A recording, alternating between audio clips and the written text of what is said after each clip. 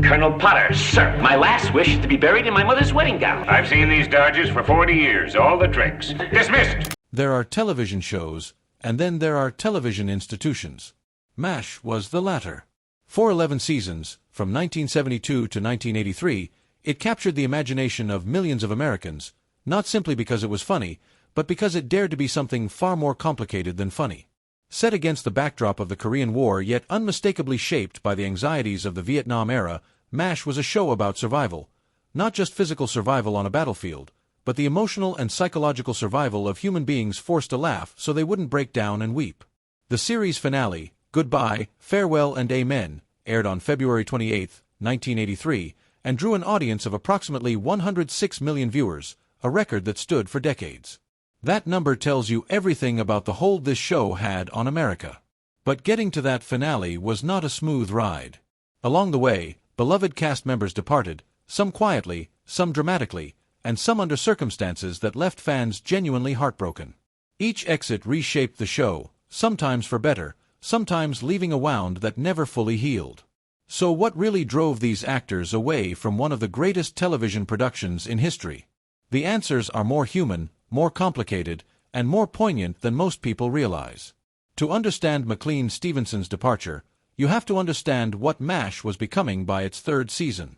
What had begun as a loose, freewheeling ensemble comedy was gradually transforming into something more personal and more focused. Alan Alda, who played Captain Benjamin Hawkeye Pierce, was not merely acting in the show, he was helping to define it. Alda's involvement in writing and directing episodes steadily deepened, and with that came a natural gravitational pull toward his character. Hawkeye became the moral voice, the emotional anchor, and the creative centerpiece of the entire series.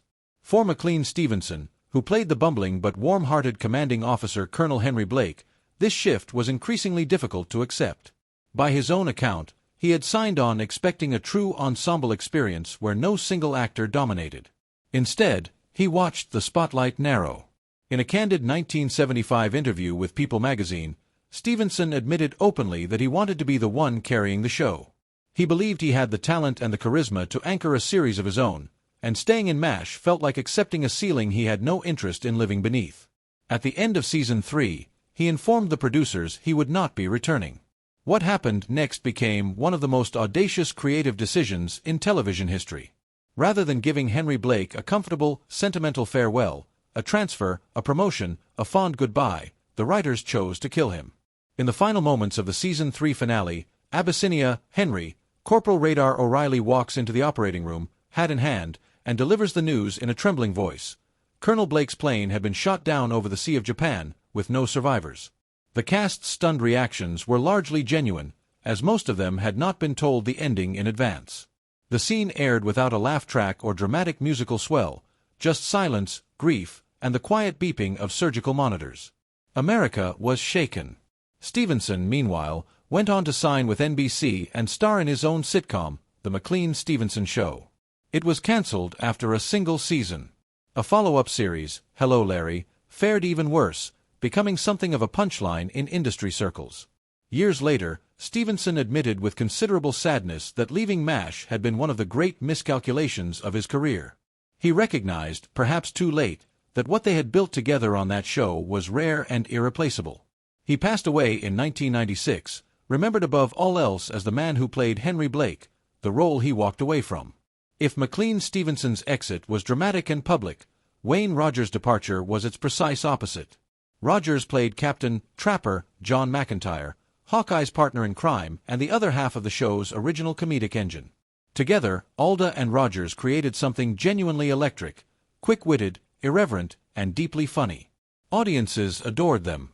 Their chemistry felt effortless, like watching two old friends who happened to find themselves stuck in the most absurd circumstances imaginable. But beneath that chemistry, Rogers was growing quietly disillusioned. Like Stevenson, he had entered the show believing it would be a balanced ensemble production.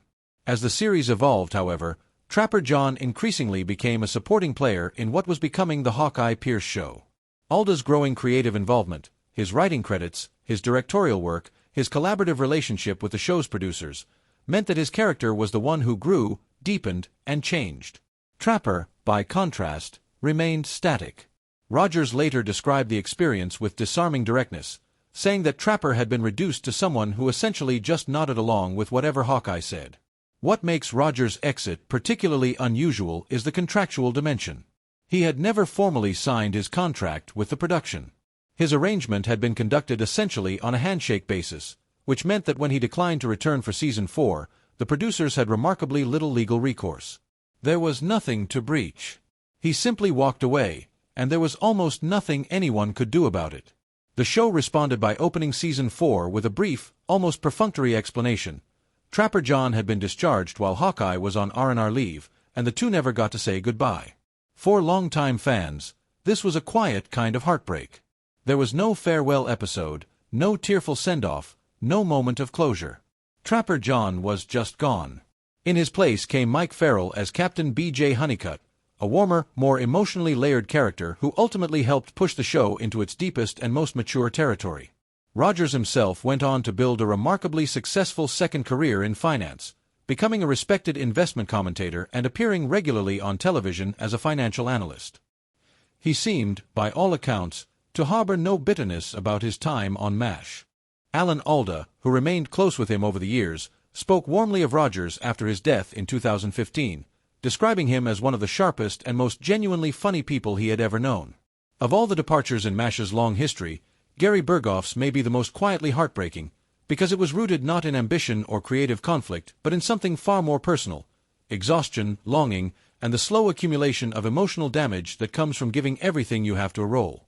Berghoff played Corporal Walter Radar O'Reilly, and he is the only actor from the original 1970 Robert Altman film to reprise his role in the television series.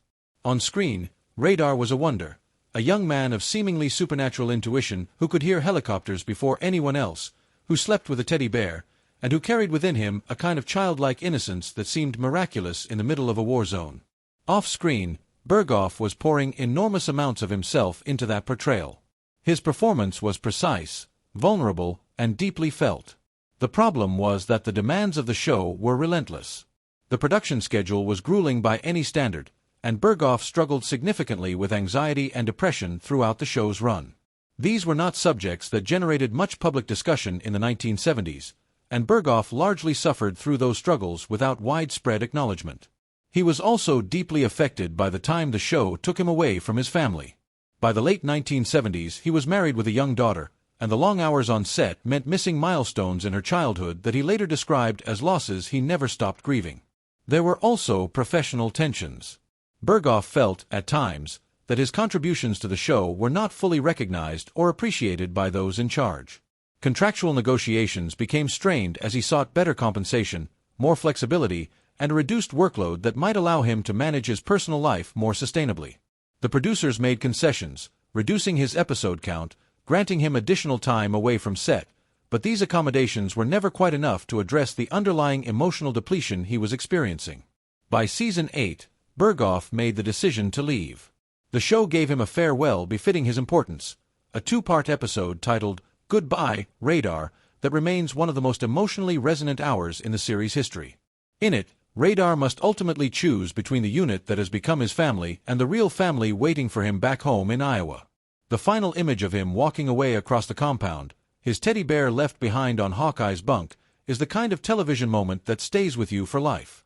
After MASH, Berghoff stepped back from the entertainment industry and devoted himself to painting, wildlife conservation, and inventing. He later reflected that he left for two reasons: his family and burnout, and that the decision, however painful, had been the right one. Today he lives quietly, largely out of public view, which seems entirely right for a man who spent years pouring his inner life onto the screen. Larry Linville played Major Frank Burns for 5 seasons, and he played him brilliantly.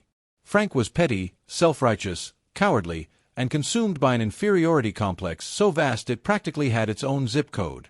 He was the character audiences loved to despise, and Linville brought a precise and committed comedic intelligence to every scene. But as MASH matured, the limitations of the character became impossible to ignore. While other characters developed nuance, contradictions, and emotional depth, Frank Burns remained essentially unchanged. His bigotry was never complicated. His insecurities never evolved into self-awareness. He was, in the language of drama, a flat character in a show that was becoming increasingly three-dimensional. Linville, who possessed considerably more range than the role demanded, recognized this before anyone asked him to. At the conclusion of Season 5, he chose not to renew his contract. In interviews, Linville was philosophical and clear-eyed about the decision. He felt he had taken the character as far as the character could go, and that continuing would mean repeating himself indefinitely. It was an act of artistic honesty, and in some ways a generous one. By leaving, he gave the show room to grow into something it could not fully become while Frank Burns was in the room.